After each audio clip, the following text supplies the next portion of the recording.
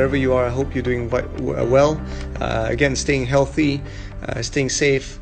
Just want to catch up with you guys and talk a bit about mental resilience and why is mental resilience important, especially now, the challenges that we're facing right now, the things that is happening out there, and it's quite challenging now, especially if you are facing things like having to stay at home, and especially now if you understand now, we're approaching the celebrations coming up next weekend for Eid, and a lot of people are going to be affected. So it's going to be a first time that people are going to be celebrating a big celebration like this, which is going to be out of the ordinary. So there's restrictions in terms of movement.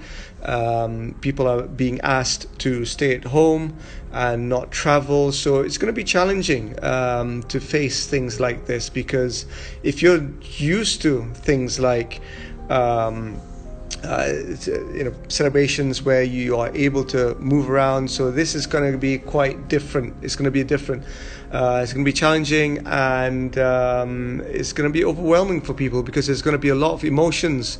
It's going to be an emotional time for people, where if you are, going to visit, if you've planned to visit family, friends, especially, for example, at the beginning of the year, that you've planned, for this upcoming holiday season, upcoming celebrations, that you're going to be traveling to see friends and family that you haven't seen for a while, and suddenly all this has happened, and you're now having to be restricted to your own homes.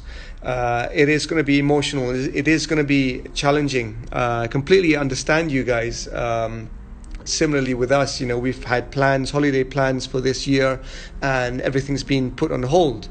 Now, again, if you're new to all of this, it's going to be challenging, because we're not used to facing challenging situations like this. So the way that, again, if you were in my webinar today, I covered why mental resilience is important, and I also covered how to become mentally resilient.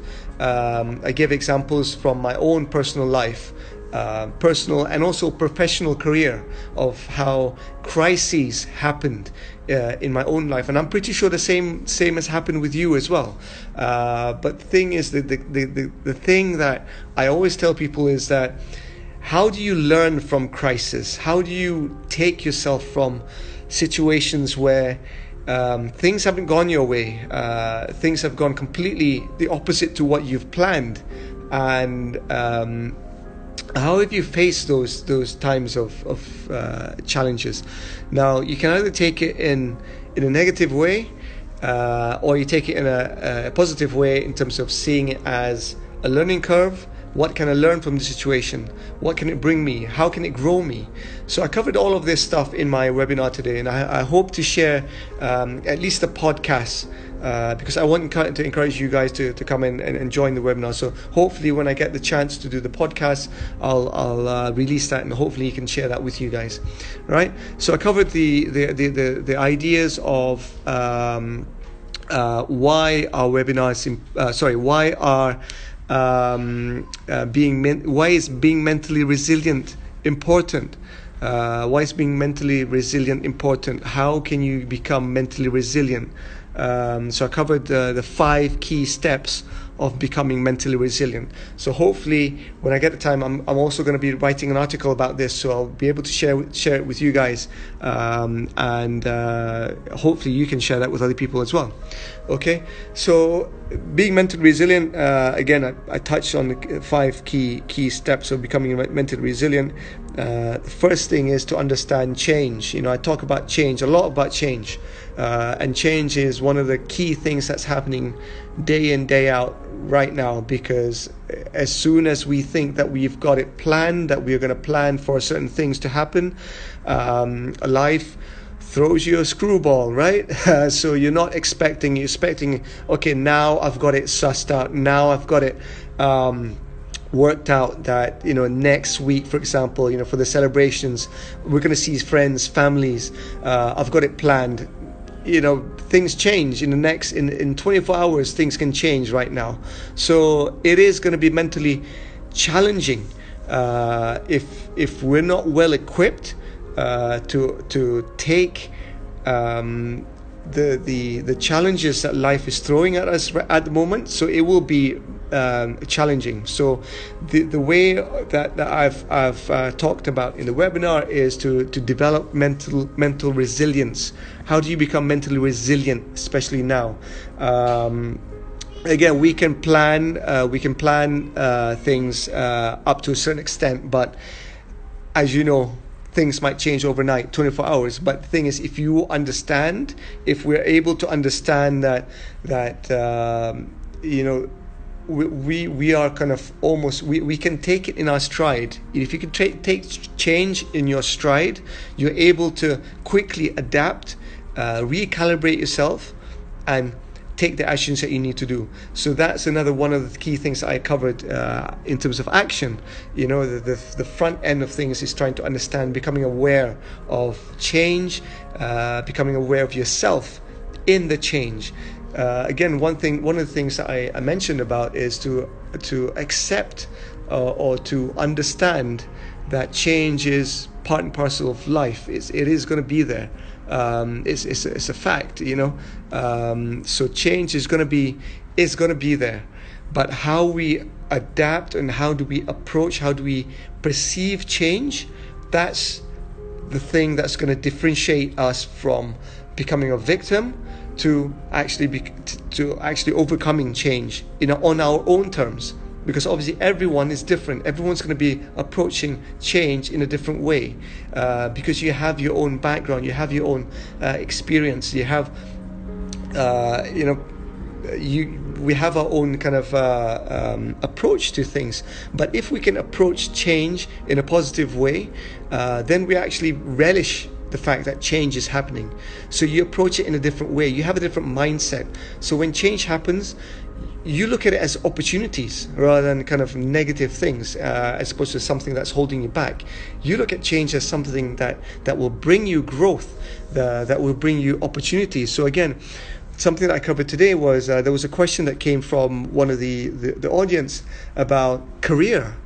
How do we approach a career change at the moment? So as we know, there's going to be a lot of people now facing the prospect of redundancies, the prospect of being laid off, the prospect of having to retool and approach their jobs in a different way.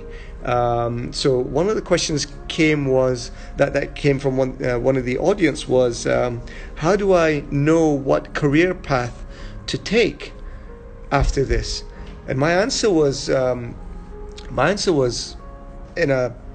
to put it simplistically, is that the answer lies within yourself, right? As much as we can, try to control things, try to control our career, try to control our finances. At some point, things are going to happen where we're going to have to ask the difficult questions. Now, I mentioned this in the webinar. I mentioned this, that we're going to face times where we're going to have to ask the difficult questions to ourselves. Now, when things are plain sailing, when we're in our routine, imagine, at the beginning of this year, things were rolling out, we were sailing, we were doing our thing, secure in our jobs, secure in our finances, relationships, whatever it is, we were secure. We were in our tight bubble of comfort zone, right? We were in a comfort zone.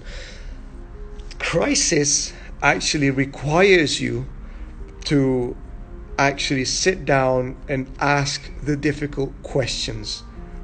Simple yet profound questions that we do not ask on a daily basis. If we're not asking already, I think now is the time that every day ask yourself the same questions. Who am I? What am I doing? Where am I going? Simple questions. Now, if you're able to put yourself to ask, if you're able to take yourself to ask these questions, then you're put in a path where the answers to your questions like, what's my next career path? What do I do next? Will come.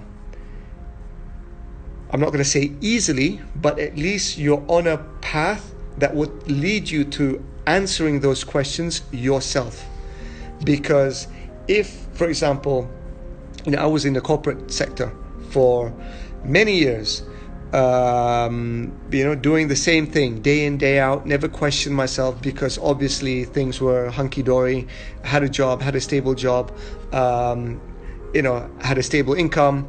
But when crisis happens, when you're being taken, when you've been asked to go into the boardroom, when you've been asked to go into the office meeting room, to be sat down, and you see there's only the manager there, a piece of paper in front of the manager, and you there, then alarm bells start ringing, right? You understand, okay, maybe it's not a good fit. I have to start thinking about the next thing.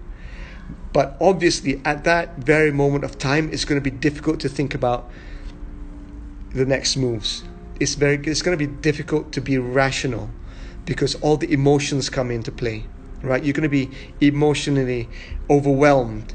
The fact that you feel that the whole world is crumbling around you, that the rug is being pulled out underneath your feet, especially if you've just joined, or especially if you just started off your career.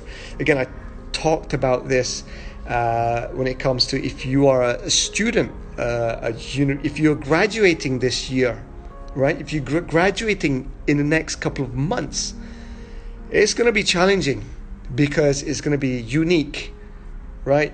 It's going to be unique. The whole life after graduation, or if you've just joined a company and then suddenly you're just being pulled out of you, that you have to start to think about, what do I do next? It's going to be challenging. Emotionally, mentally, it's going to be challenging. I completely understand. But what I've learned is that there are key things that will help you through, right? Help you to overcome the challenges. And one of them, I mentioned to have support network of friends, family. There's no harm in asking help. In fact, seeking help is a sign of courage, a sign of confidence, a sign of growth. So if you're in a situation at the moment where you are facing the prospect of losing your job, of being laid off, the fact that now is challenging for businesses to stay afloat and to stay running, that some cuts might happen and you might be a casualty in all of this. It will be challenging. This happens. Losing your job happens, right? But what you do next will determine how successful you are in getting out of the situation. It will be emotionally challenging. It will be mentally challenging. But again, the first thing that I mentioned was to allow yourself to seek help, because seeking help, again, is not to say that you have a weakness in you. It's just being human. We are all connected to one another. We are not an island, right? We are all at some point of time, we are going to need assistance.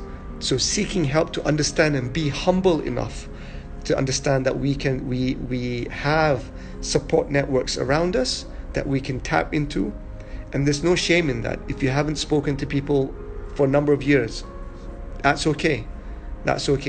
Reach out. There's no shame in reaching out to people that I haven't spoken to in a while, right? Again, that's to do with the ego. If you're humble enough to say that, fine, I need to seek help, then do it. That's one of the key things. Also, at the same time, to be humble enough to understand that sometimes we need to retool. We need to understand that, for example, if you're in an industry that's being hit at the moment, that it's going to be challenging to find another job in the same industry. Let's have a look at the possibility of actually retooling, of actually learning what they call, upskilling, to take your skills up to another level. Look at the skills that you have already. Be resourceful. Look at the things that you already have.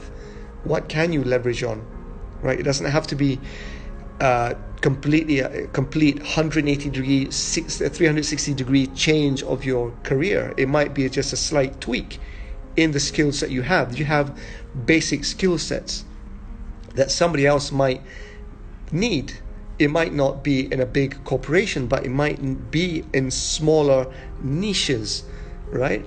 It might be a person who might need help, which something that comes naturally to you that you do day in, day out, but somebody else might need your help in doing it. That's another opportunity to open up a career path, doing it on your own, right? So again, these things will all help you unpack the